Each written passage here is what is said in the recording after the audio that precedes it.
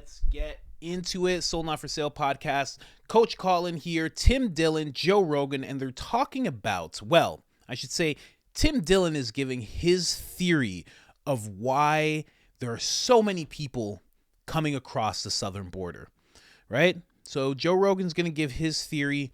Tim's going to give his theory. We're going to go into Tim's theory a little bit because I think both theories are true. And it made me realize that there is a third theory, something that Tucker Carlson brought up almost 2 years ago. And I think, given the state of things right now, that he was right. And when he did bring this theory up, he was branded as racist and xenophobic. So let's get into that. I got a small Tucker Carlson clip, Joe Rogan clip, of course. Let's get into that first. Don't forget about IamCoachColin.com. We got Sold Not For Sale, The Great Resist, which I'm wearing right now, and Public Enemy #1. Discount code is IamCoachColin, all capital letters, all one word, one L in the name Colin. Let's get into this clip. I almost agree with them there. It's like, I don't want refugees. If my family started calling me going, hey, our pipes froze, I'd go, oh, I'm sad. That's horrible. Wow. Just be at the hotel again, huh? Well, we figured you got a house.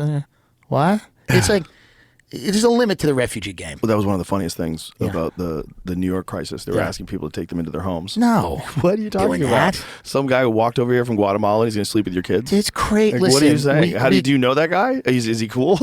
Here's the thing, and I know this is going to sound horrible because I think even if Jesus were to come back, he would even say, enough with the refugees. Like, I think, we got to not fuck up the whole world and then take them all in. Like this writer, Steve Saylor, said, he had a great quote, invade the world, invite the world. Can't do it. We can't go around fucking everything up, and then all these people show up and we go, well, we owe them. Like, oh, I don't owe, I didn't do it. I didn't bomb them. Well, your tax dollar. It's like, we have to stop letting people destabilize all these countries and then let them in. We have floods of refugees in Europe. Why do you think the refugees are coming in from the southern border like they are? Why do you think they're allowing that to happen? It's economic migration, and the reason is that a lot of these business owners and rich people benefit from cheap labor. They want gardeners, they want nannies, they want chefs, they want people doing their nails. They want, if you think they've thought of that? Of said, course. Let's let them in so they can do our nails? Of course they don't want to pay American wages. If you can hire someone at $3 an hour or whatever it is, off the books, illegal labor. You know how many construction projects go up with illegal labor? You know how many of these construction projects in Miami? They're building like 20 new towers in Miami with floating bathtubs for Bitcoin criminals. And God only knows, the Paul brothers, and God bless everybody, I like them. But like they're building all these big towers in Miami. How's that? I'm not doing it. It's illegal labor. Is it really? Oh yeah. Now DeSantis shut that down and all the construction projects are grinding to a halt. Because there's a lot of illegal labor being used in putting up certain buildings. Really? Oh, yeah. Oh, yeah. Wow. This is a huge part. This is what, or we're to believe that the people living in Greenwich, Connecticut love El Salvadorians. It's one of the two. It's one of the two. It's either that they're benefiting financially from it, or there's a housewife in Greenwich going, I'd love an arepa. New Florida immigration rules start to strain some businesses. Some employers say they were losing workers because of the new law, which is championed by Governor Ron look at the photo. DeSantis. A dude roofing a house. This is building a house. We have this massive housing boom that was enabled not only by the low interest rates, but by you have to have people to build these houses. What do you think D.H. Horton, all these companies they don't admit to it. So how do you mitigate that? So you think that's literally why they're letting everyone in? You don't think it has anything to do with voting? Yes, it has a lot to do with voting. It has to do with allow people to register. Certain demographics are better for the Democrat Party, and we know that. However, Republicans, up until recently, didn't care that much because they thought they could turn Latinos Republican, and some of them will. Some Latinos are Catholics, and they go, we don't want to do gender Monopoly and gender musical chairs or whatever games they're playing over there. We're going to stick with, and a lot of Latinos don't vote. So you have a large percentage of people that don't subscribe. They go, the political system's bullshit. Who cares? Well, also you have the Biden administration sending people back. That's right. From Venezuela. Yeah, the Venezuela people who escaped the communist government. Yeah. They would vote Republican. Yeah, like, get out of here. You got to go. So they don't want to let more Cubans in from Miami. They don't want to let more Cubans in. No. But I think the economic interests of these people are we can bring in people that will do the work for nothing. Yeah. The Tyson chicken raid, this was the big thing. The immigration, the raid that whatever ICE or whoever did on the Tyson chicken factory. There's a big story during Trump's term. They raided that. African-American unemployment dried up in the months after that because the Tyson chicken factory had to hire Americans. So when these companies are forced to hire Americans and pay American wages, they do. Right. But until they're forced to do that, they're going to rely on largely illegal, unregulated labor. And that's in their personal lives and private lives. So if you can hire a landscaping company to come to your Hamptons house or your house in Bel Air or Greenwich or here, wherever, it's beautiful places But it here. seems like such an Spanish insane Oaks, whatever. strategy to just keep the border open. It seems like such a fucking dangerous move. Chicken plants lured them. Feds jailed them. How Mississippi's immigration crisis unfolded. Ah, the chicken factories. Undocumented workers were once considered an acceptable part of our economy. Now they are demonized. Interesting. And again, I'm not saying like this is a great thing to do these raids, and obviously there's human costs. But what tends to happen when you lose illegal labor, you have to hire Americans. And they don't want to do that. Why is the Chamber of Commerce pro-immigration? Why are the Koch brothers open borders advocates? Is it because David Koch loves people from Central America? Or is it because he wants to drive down the cost of wages? He believes in a market rate. And a market rate is, hey, anyone will do it. This is the problem with kind of that libertarian type of philosophy. It just doesn't work if you import the third world to America. Right. That doesn't really work because then you're setting wages. People on Park Avenue, Manhattan go, yeah, what does that guy want? $4? Let's find someone to do it for $2.50. So is this idea to try to compete with other countries that do this, like China? That is one of the ideas. The other idea is to get a 9th sailboat.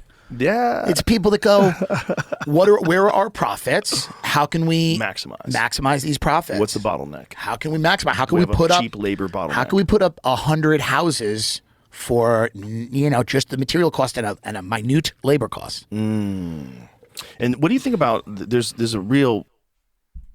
That's very interesting. That's something in the whole time I've been looking at the southern border and what's going on.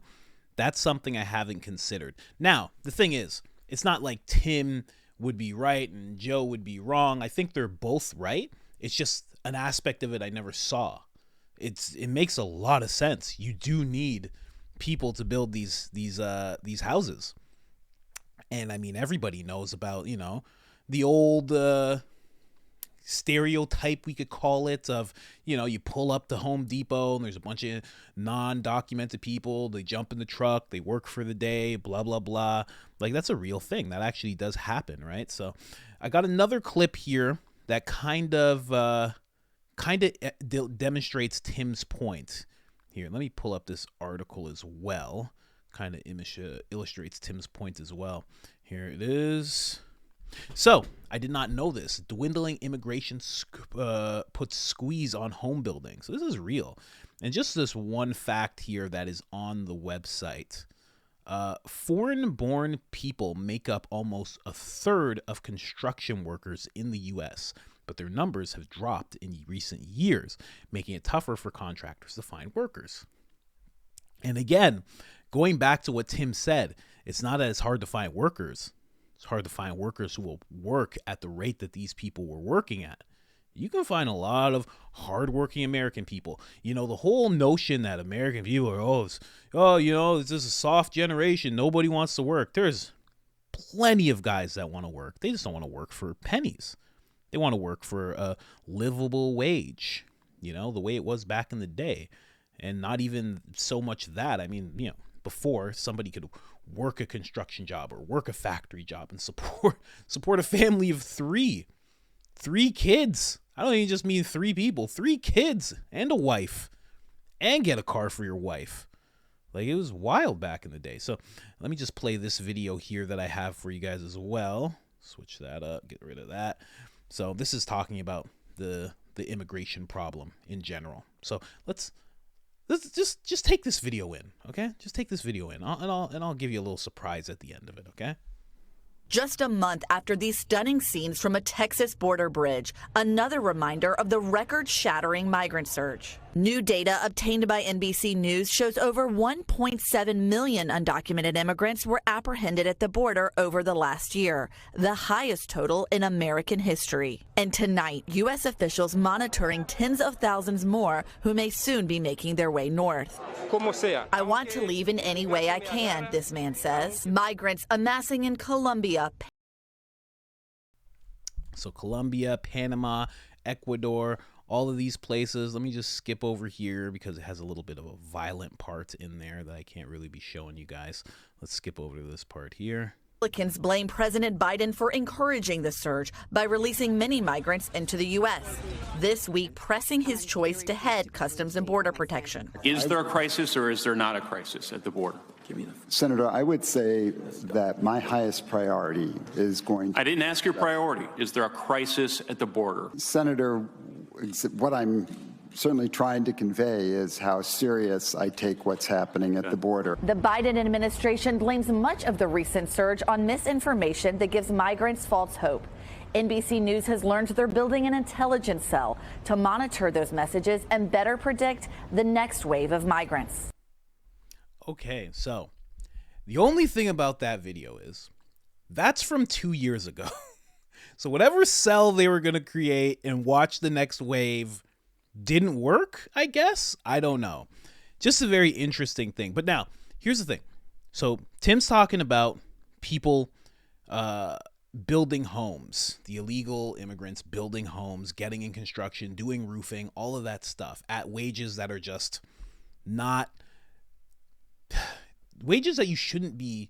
You know that if you're in America, you shouldn't be paying people these wages, but people do it because they got to take a dollar here and there, and they're trying to make money. Like Tim said, obviously he was joking, but it's also true. They want a 9th sailboat, that type of thing. So here's the thing. There's another theory.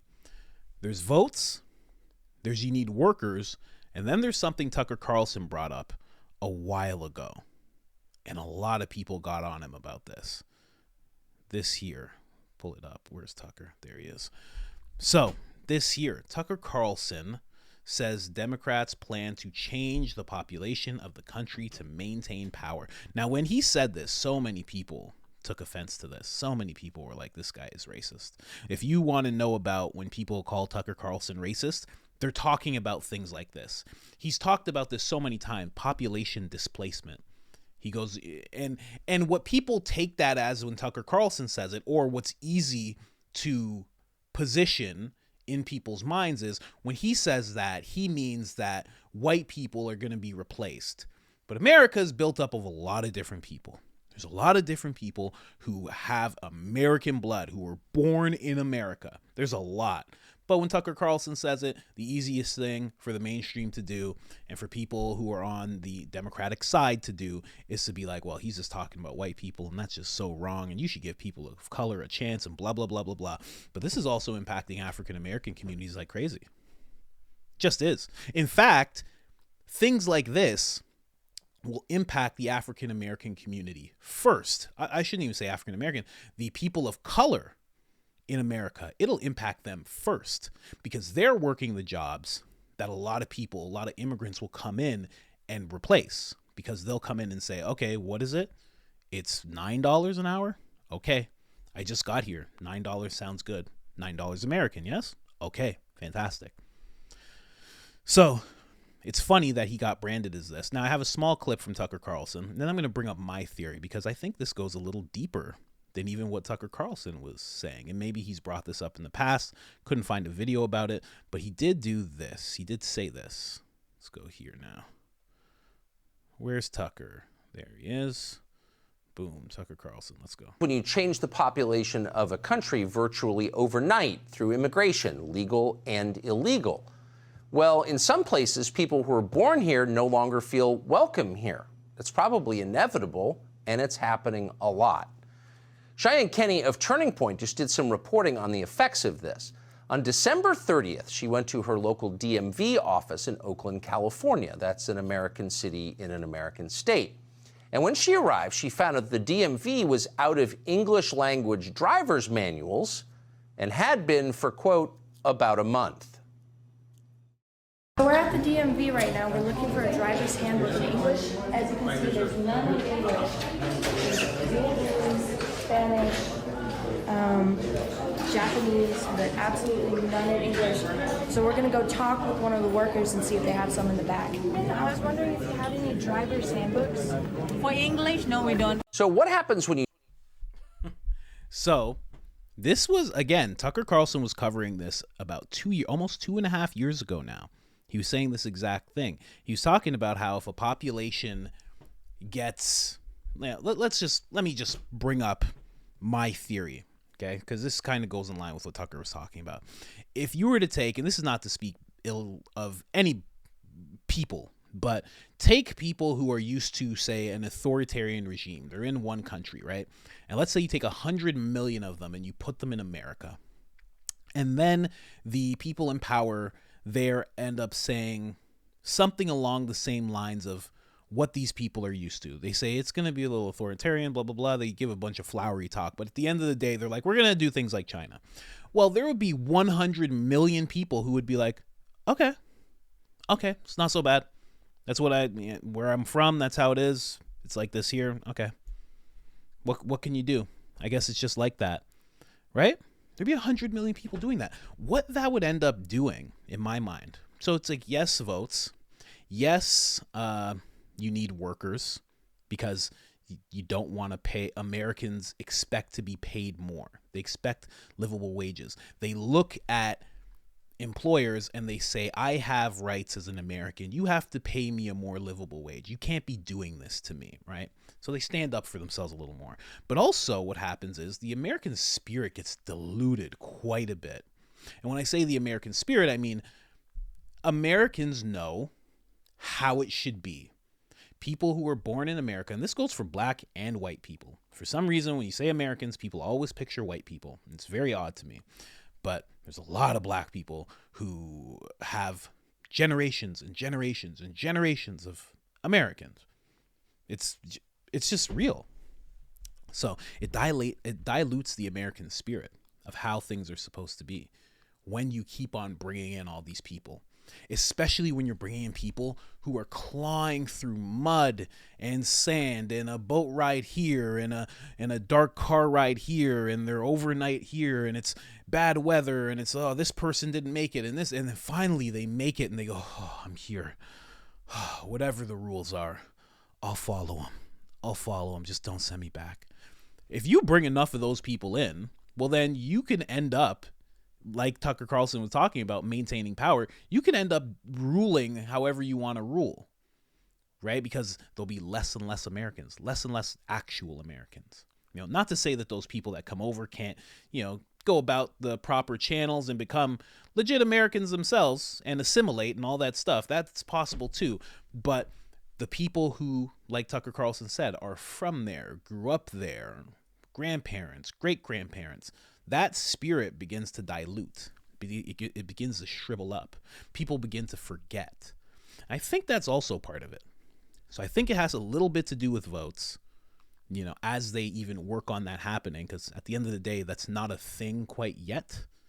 It's like people are working on it, but it's not a thing quite yet. The workers, that's definitely a thing. That is 100% happening. But then also it's just the culture. The culture gets changed so much. I mean, any example, it doesn't even have to be in America. It could just be country X. Country X is just Christian. And then you bring over, and it's a population of 100 million people. And you bring over 100 million people who are Muslim. Well, now it's not, and it's like no slight to Islam whatsoever, but now it's not a Christian country. All of a sudden, the Christian values begin to dilute, and they have to now meld together with the Islamic values, and some of those values will match up and some of those values won't match up. It seems like it's a little bit of that. It's a little bit of taking people, as I'm seeing the border open, it's a little bit of taking people in who are just happy to be here,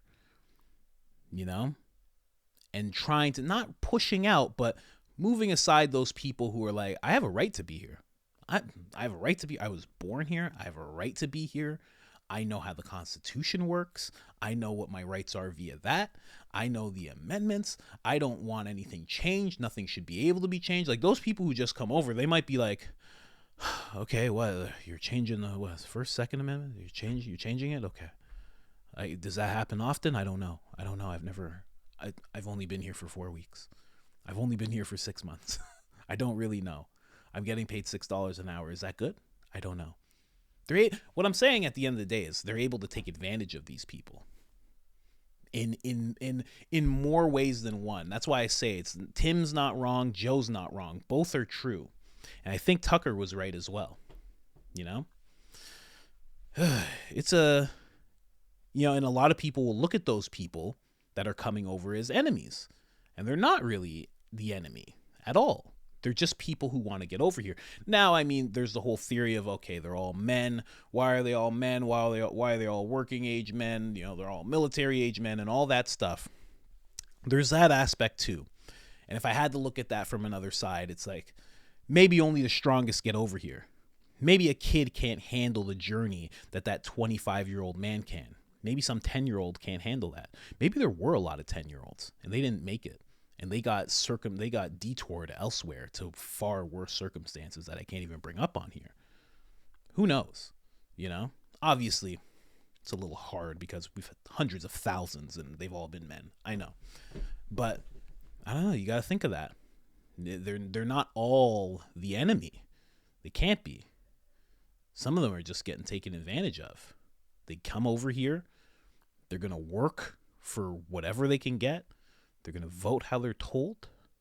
They're going to vote for the people who let them in here. And they're going to feel like all of this that's going on right now is a good thing. This is the best it could possibly be. This is the best it's ever been for me.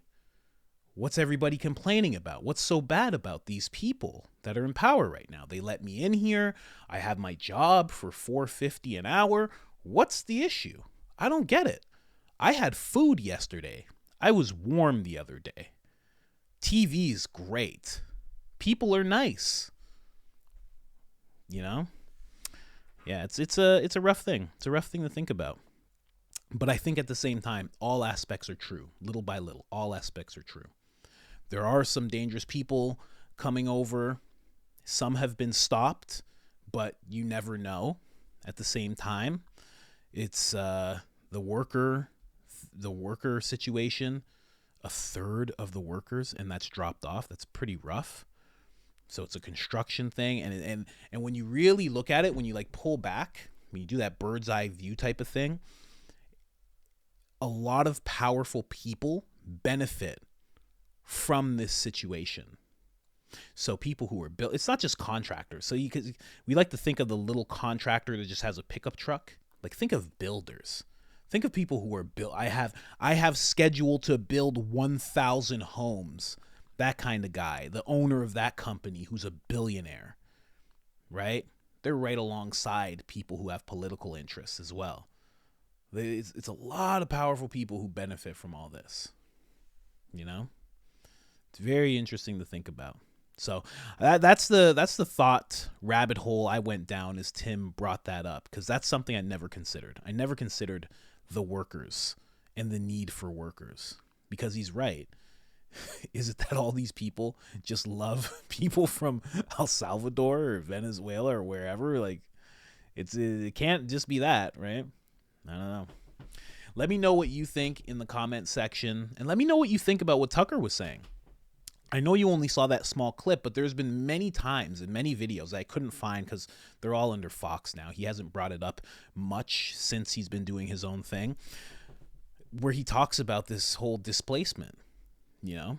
And I really think I touched on it well as I talk about like diluting. You just dilute. You dilute.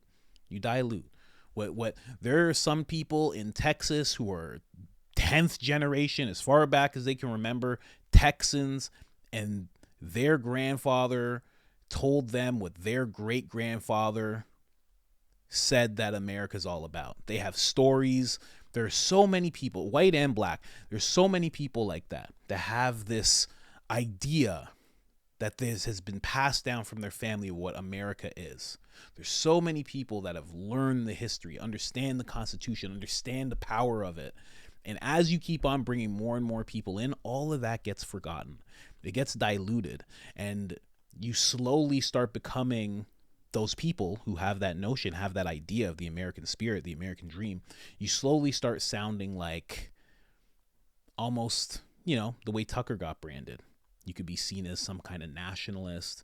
God forbid if you're white nationalist, you know, things of that nature. So let me know what you think in the comment section of all this. What's going on? I I've made enough videos about this. People know where I stand on this whole thing. I think it needs to be slowed. There needs to be more of a process. It can't just be, what's your name? Go on in. There has to be some other way. And there should be a cap.